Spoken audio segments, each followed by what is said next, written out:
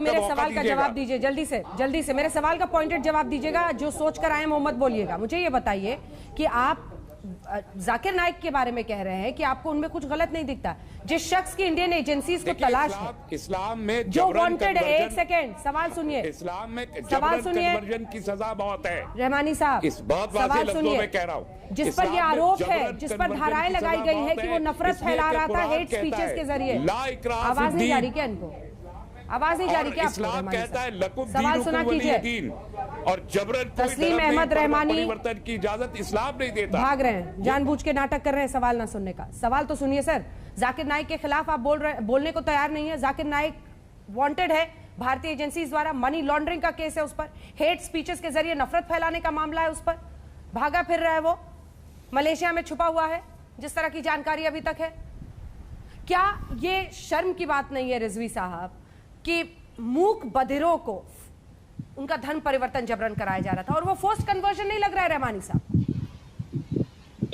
देखिए अंजना जी, ये धर्म परिवर्तन तो जब से मुसलमानों का हिंदुस्तान के अंदर मूवमेंट शुरू हुआ है तब से हो रहा, जबरदस्ती हो रहा है, पैसा देकर, लालच देकर हो रहा है और उसके बाद आज तक ये रुका नहीं है।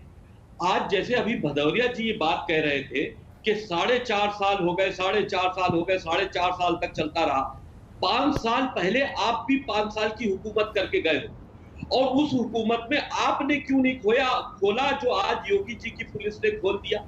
यानी कि यहाँ पर कुछ ना कुछ निगाहें रखी जा रही हैं। आप लोग तो 5 साल तक ढील देते रहे, आप लोग तो उस्काते रहे। और जो अभी आपने बाइट सुनाई मौलाना की, मौलाना ये कह रहा था कि हम दीन के लिए कर रहे हैं, हम दीन और हदीस और कुरान की रोशनी में कर रहे हैं। मैंने यही बात तो रखी है कि सब कुछ प्रॉब्लम कुरान से ही है।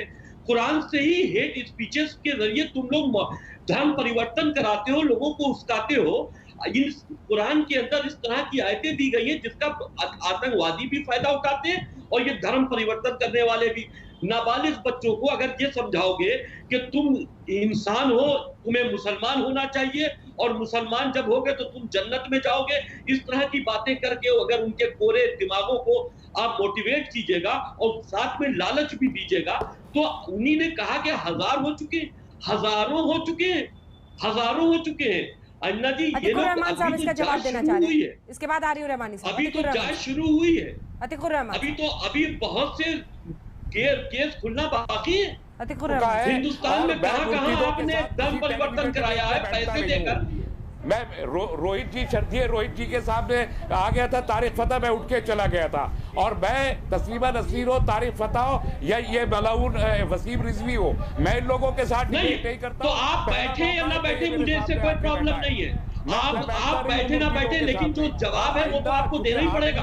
मैं आपके साथ भी नहीं बैठा हूं, मैं कहीं बैठा हूं, आप कहीं बैठे। हाथ जोड़ के आपको ये जवाब तो देना पड़ेगा कि ये बताइए, आप बताइए, बात कीजिए, लेकिन उस पैनल में मुझे कभी न बुलाइए जिसमें वसीम रिजवी जैसा मलाउन मौजूद हो, जिसके ऊपर 50,000 रुपए का जुर्माना। सर्टिफिकेट देने के लिए बुलाया किसने है? अतीकुर रहमान साहब को दिखाइए।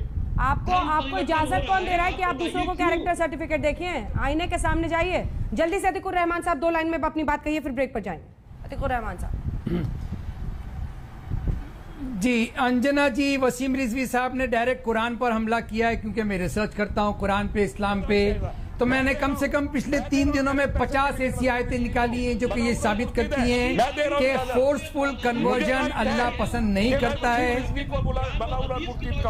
मैं नहीं बैठ सकता उस डिबेट में जहां ऐसे मुर्तिद बैठे हुए हो जो इस्लाम को खुलेआम गाली देते हो, कुरान शरीफ को गाली देते हो, नबी करीम को गाली देते हो, हमारी माँ की आयशा रजी अल्लाह तआला अन्हा को गाली देते हो। ऐसे मुर्तिद मलाऊन खारिज इस्लाम के साथ बैठना